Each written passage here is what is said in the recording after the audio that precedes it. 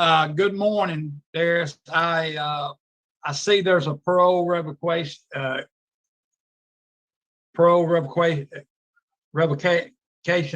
questionnaire in front of you here. At the very bottom it says offender dated on 8/11/2021. Do you see that down there? Yes, sir. Okay, is everything seem to be correct? Yes, sir. Okay, on the panel today is Ms. Pearl Wise, Mr. Alvin Roche. My name is Jim Wise.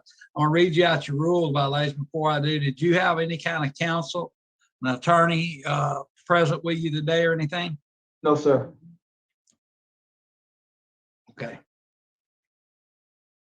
I'm gonna read you out your rules violation. You'd plead guilty, not guilty, guilty with a statement, or not guilty with a statement. You're in violation in the condition of supervision by possession of a 9mm LSCCY handgun as stated in your affidavit of probable cause for your arrest on 4/4/2021. Guilty or not guilty? Not guilty. On 7/27/2021, the felon charge were dismissed by the state pending further investigations. Yes, sir. They were dismissed. Okay.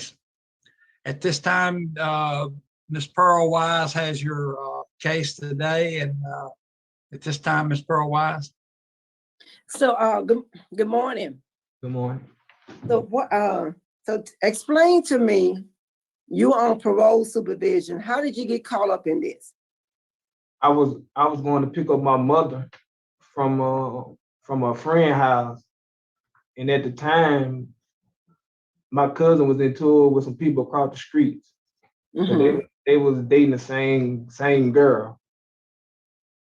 And early that day, without me knowing, they've been at it all that day. So the boyfriend of the girl pulled up behind me, and they started fighting. When you said you're talking about physical fighting. Yes, ma'am. Okay. They started fighting, and all I do was break it up. I break it up, and he the one pulled out a firearm. The girl boyfriend, he the one pulled out a firearm and started shooting. But everybody say that I started shooting, and I never had a gun. I never did any of the accusation that they say that I did. That's why my charges got dismissed. Mm-hmm. Now, but so your statement is that the other young man had the gun, but for some reason, the community said it was you. Yes, ma'am. And yes, ma'am. I told the police officer all that. Mm-hmm. Is there any reason why they got confused? I mean, was it y'all were in the street and everybody else was way off? I'm just kind of take me there. Everybody was in the streets. Everybody was in the streets. Okay, so that means that they kind of had a front row seat, so to speak. Everybody was in the streets, and they claimed the victim that had the gun, the person that had the gun, he went in his, while they was fighting at the same time, he goes in his pocket and pulled out a gun. And he started doing the shooting and all that. While I was still standing right there. I didn't run, I didn't do nothing, I didn't duck, I didn't run or nothing. Okay. I'm just still trying to figure out how come the statements came it was you. And do you have any idea why that was? I don't know if they have something against me because of my cousin fighting her boyfriend, or I'm over across the street who they beefing with. I don't know why they say it was me. Okay.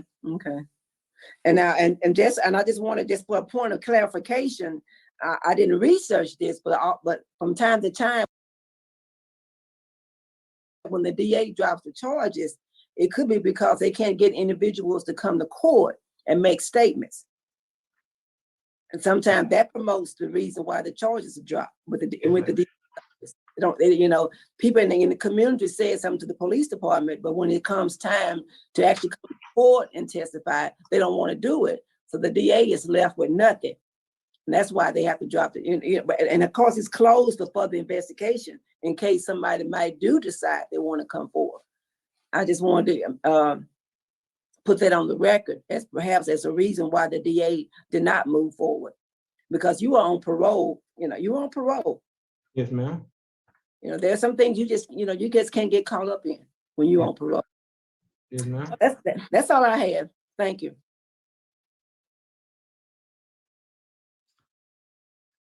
Okay. No other question. I have one question I want to ask you. Did you sign an affidavit? I was reading in this report here. And did you state in your affidavit that you had a firearm? No, sir. I gave my statement that the victim that did the shooting, and I gave him his name and all that, but the police officer didn't put none of that, what I told him. He just put it like that it was all me. I said this and that. I never once stated in there that I had a firearm. Why would I state something that I have a firearm and I didn't have now? When they pulled me over, searched the car, searched my mother, my girlfriend. They did it like 5 times. Like I didn't have nothing. Okay. And the charges were dismissed by the state pending a further investigation. Yes, Thank sir. you. At this time, anything you'd like to say to the board before we vote? I did not. I wasn't involved in any criminal activity, or I didn't have a firearm, and I did not state that I have a firearm. What the police said, I don't know why they put it in there, but it's in y'all hands, and I have nothing else to say. You know? Okay. At this time, Ms. Pearl Wise will be voting. I recommend executive session to discuss confidential matters related to this case.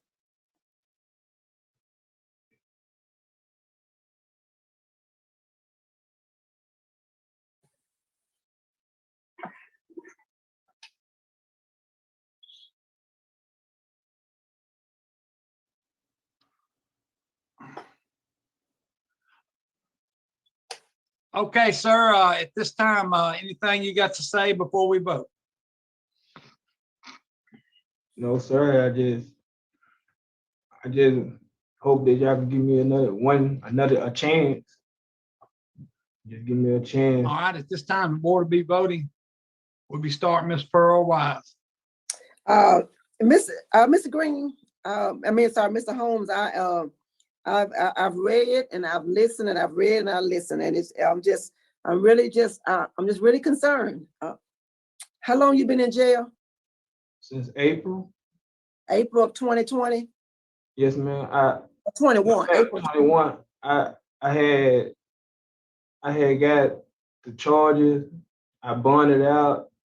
Then I called my parole officer and told her, and she gave me to that following Monday to come see her and turn myself in, and I did that. Yeah, and that looks good for me. I saw where you turned yourself in when you were asked to. Yeah, that bodes well from my end. And you have been on parole for about a year, right? Since 19. So you've been on parole since. So this is your first time getting caught up in anything since that time. Yes, ma'am. Based on the fact that my vote is to do not revoke, continue you on supervision, and order you to do 4 hours a month of community service.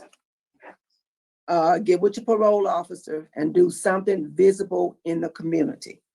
It's mowing somebody's yard, working at the recreation center, doing something. I'm taking a chance on you, young man. Yes, ma'am. I'm only one vote, so you still have other votes. But in lieu of revocation, my vote is that you continue and do not revoke. I'm sorry. Continue on supervision with an added condition that you do 4 hours a month of community service.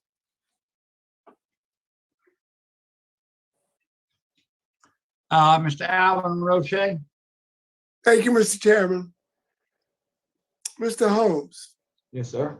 I've read the report from end to end, and I see sufficient amount of evidence that you are in possession of and you discharged a firearm in the presence of multiple witnesses, which is a violation of condition number 5 of your parole supervision.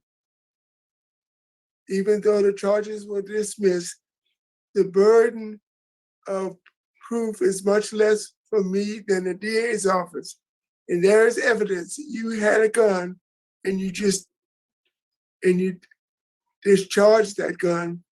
So my vote is to revoke your supervision. At this time, I'll be voting. This time I'm gonna vote to do not revoke. All charges were dismissed by the district attorney's office. And at this time, the vote will be today to do not revoke. Thank you very much. Thank y'all. Well, what would you have done? I think it's quite unbelievable that someone with his track record, who is charged with shooting a gun, was let off. Jim Wise doesn't usually do that. Well, they said the DA dropped the charges.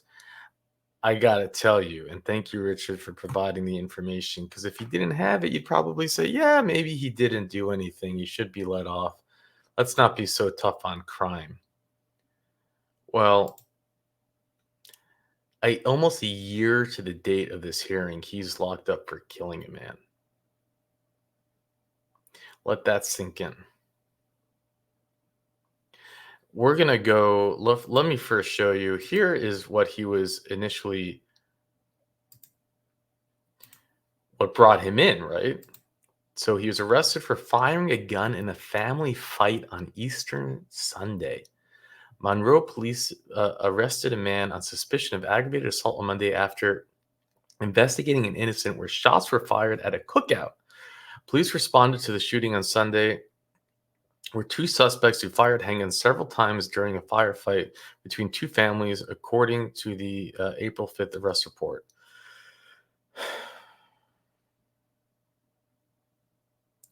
Several witnesses told police he saw Holmes fire a gun several times in the air, as well as at a house where 20 to 25 people were enjoying a cookout.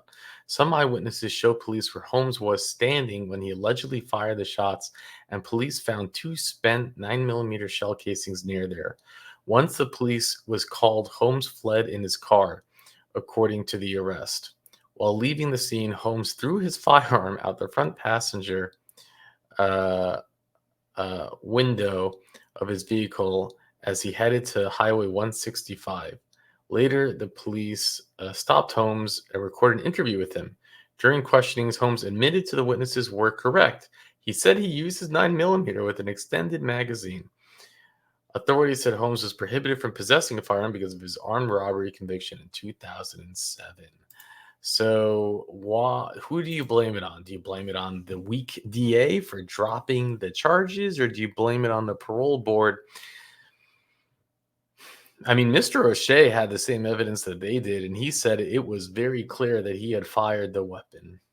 And we have seen this parole board over and over and over and over again revoke, regardless of what the DA does. They always say it. They say the DA drops charges for any given reason, and that it's not that a parole revocation hearing is not dependent on a conviction. It's not dependent on the DA holding charges. It's only dependent on being involved in criminal activity, which can be proven from the report. And because of this, someone lost a life. Let's go into that part. Now, it is important to state for the record that all persons are innocent until proven guilty. And that's quite interesting that they hold that sign in the mugshot. I'm happy I was reminded of that. But the investigation into the homicide near Ray Bar leads to arrest of a Monroe man. An investigation in the early morning. Now, this is updated September 20th, 2022. It was published September 18th, 2022. The date of this parole hearing was September 16th, 2021. I mean, it is almost virtually to the day.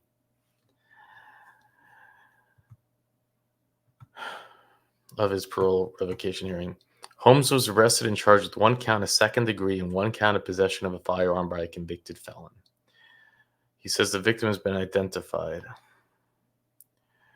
The investigated a shooting that occurred Sunday, September 18th, around 4 in the morning. Deputies said it happened near Ray Bars. 1 man was killed as a result of gunshot wound, but his name is not yet. The sheriff's office had no suspects. Okay, so this was updated and they arrested him. So there you have it. It's quite bizarre to me. I mean, what he was initially locked up for, we also have that information. We can go over it. Was the facts of the case is that, and he was given a 10-year sentence without benefit of parole, suspension of sentence, plus consecutive 5 years. So he may have served that full 10 years.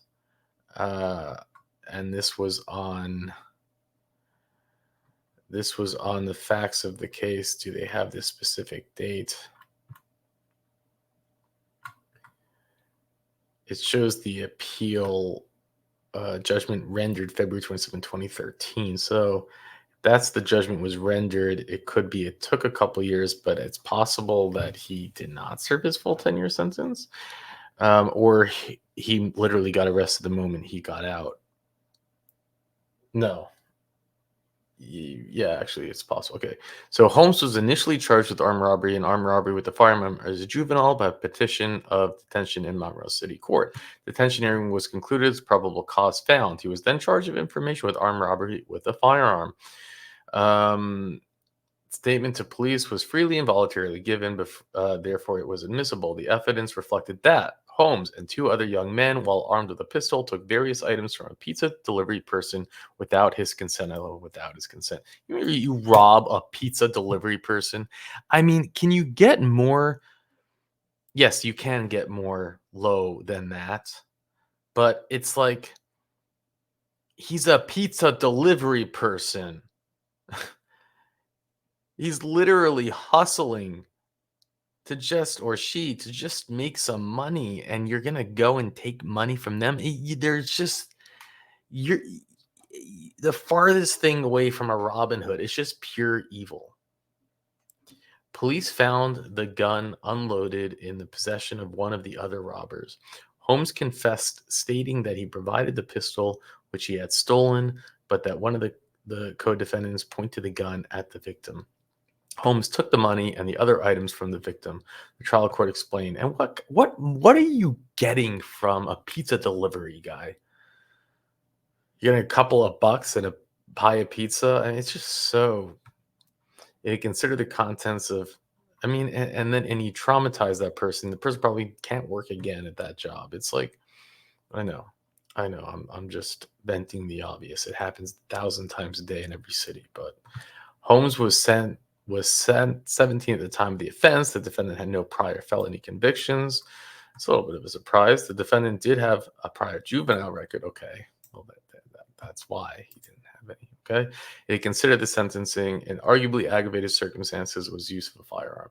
It did not consider the fact an aggravating factor since it already provided an enhanced sentence for Holmes' use of the firearm. Whatever. He's basically arguing that he wasn't an adult. He shouldn't have been tried as an adult, and he was 16 at the time that the crime happened. But the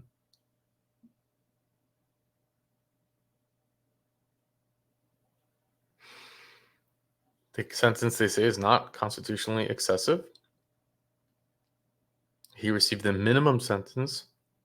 The sentence is not disproportionate to the crime, nor does it shock the sense of justice.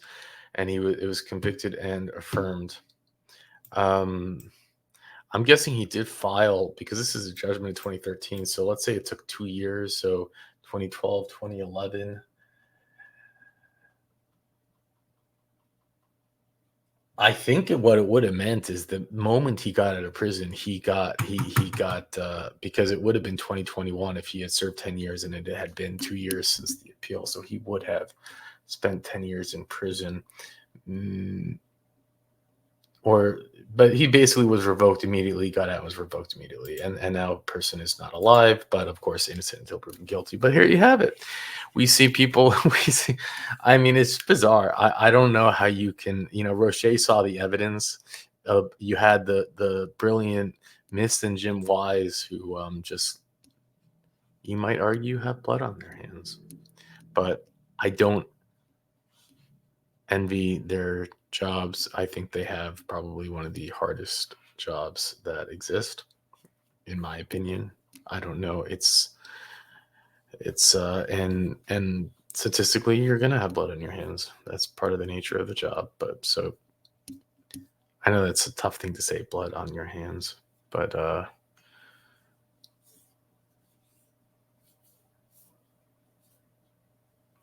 I don't envy them. Let's put it that way. And with that, I'll let you go.